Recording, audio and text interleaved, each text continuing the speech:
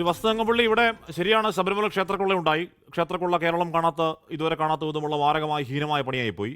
അതിൽ ശരിയാണ്, CPM-ന്റെ ഒരു ജില്ലാ ഒരു മുൻ MLA ഭാഗത്ത് കിടപ്പുണ്ട് എന്ന് കരുതി ഇതൊക്കെ മറയ്ക്കാൻ വേണ്ടി അല്ലല്ലോ നിങ്ങളുടെ കൂടെ നിൽക്കുമ്പോൾ തന്നെ ഈ കണ്ട തോന്നിവാസമൊക്കെ നിങ്ങളുടെ ഒരു മുൻ MLA, കോൺഗ്രസ്സുകാരനായിരുന്ന ഒരു MLA കാട്ടിക്കൂട്ടിയത്. നീ അതിനും CPM-നെ പഴി പറയോ എന്ന ശ്രീ സുരേഷ് കുമാറിന്റെ ചോദ്യത്തിന് മറുപടി. അല്ല ഹാഷ്മി, നോക്കൂ, അദ്ദേഹം ഏതാണ്ട് 3.5-4 പതിറ്റാണ്ട് കാലത്തെ മാധ്യമ രംഗത്തെ പാരമ്പര്യമുള്ള ശ്രീകുമാർ സാറിനെ ഔദ്യോഗിക വക്താവിനൊപ്പം അനൗദ്യോഗിക കോൺഗ്രസ് വക്താവ് എന്ന് പറഞ്ഞാണ് അപമാനിച്ചത്.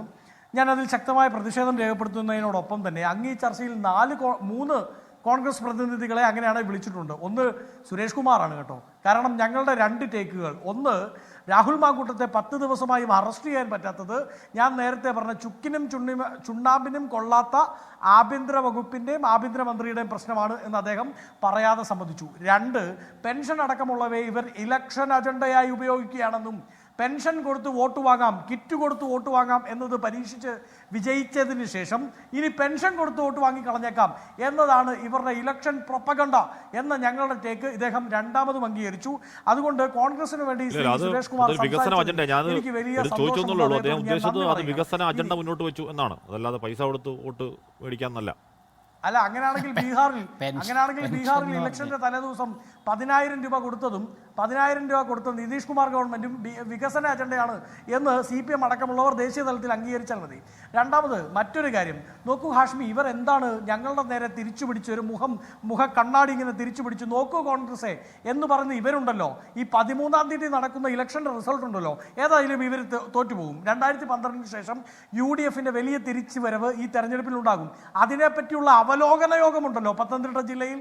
ആ അവലോകന യോഗം ജയിലിൽ നിന്ന് തിരിച്ചു വരുന്ന പത്മകുമാറിന്റെ അധ്യക്ഷതയിൽ ചേരാൻ വേണ്ടി കാത്തിരിക്കുന്ന കൂട്ടരാണ്. അവരാണ് പുറത്താക്കിയ രാഹുൽ മാങ്കൂട്ടത്തോട് കണക്ക് പുറത്ത് എന്ന് പറഞ്ഞ് ഞങ്ങളോട് പറയുന്നത് ധാർമ്മികത വേണം കേട്ടോ എന്ന്. ഉളുപ്പുണ്ടോ നിങ്ങൾക്ക്?